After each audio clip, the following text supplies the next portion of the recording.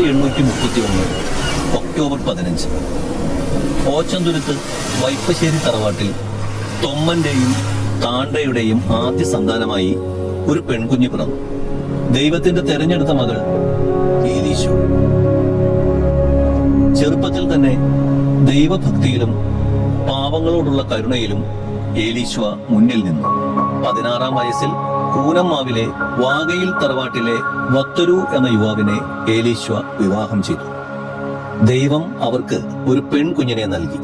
അന്ന എന്ന് അവൾക്കവർ പേരിട്ടു. പക്ഷേ സന്തോഷകാലം അധികം ദീർഘമായില്ല.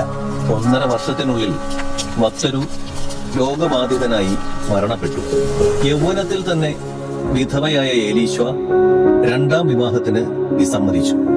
പകരം ഏകാന്തതയിലും പ്രാർത്ഥനയിലും വീടിനടുത്തുള്ള പാവങ്ങളെ സഹായിക്കുന്നതിലും അവൾ ആശ്വാസം കണ്ടെത്തി.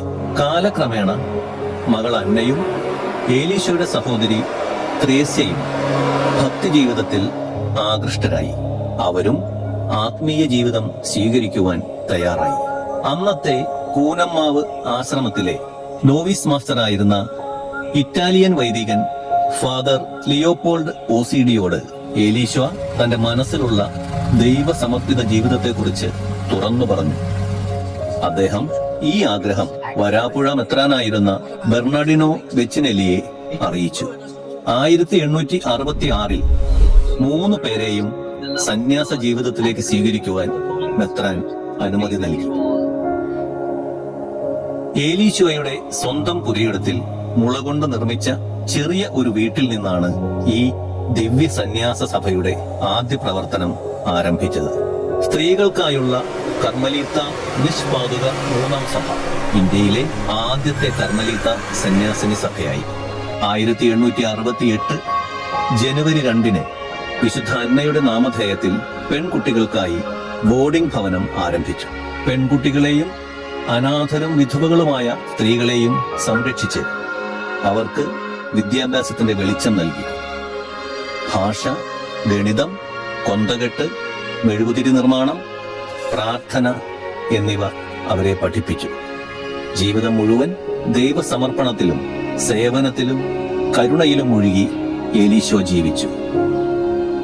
1890 റീത്ത് അടിസ്ഥാനത്തിൽ ഈ സന്യാസിനി സഭ വിഭജിക്കപ്പെട്ടു. Congregation of Teresian Carmelites, congregation of Mother of Carmel എന്നീ 2 സന്യാസിനി സഭകളായി ഇന്നും തുടർന്നു പോരുന്നു. 1913 ജൂലൈ 18 മദർ ഏലീശോ പരലോകപ്രാപ്തയായി. ആ കരുണയുടെ വിളക്ക് ഇന്നും കെട്ടുപോകാതെ സഭയുടെ വഴികാട്ടിയായി, സ്ത്രീകളുടെ സ്വപ്നങ്ങൾക്ക് ചിറകായി കേരളത്തിന്റെ വിശ്വാസ ഹൃദയത്തിൽ തെളിഞ്ഞു നിൽക്കുന്നു. ദൈവത്തിന്റെ തെരഞ്ഞെടുത്ത ദാസി, സ്ത്രീ ശക്തിയുടെ ദൈവീക പ്രഖ്യാപനം, മദർ ഏലീശോ വാകയിൽ.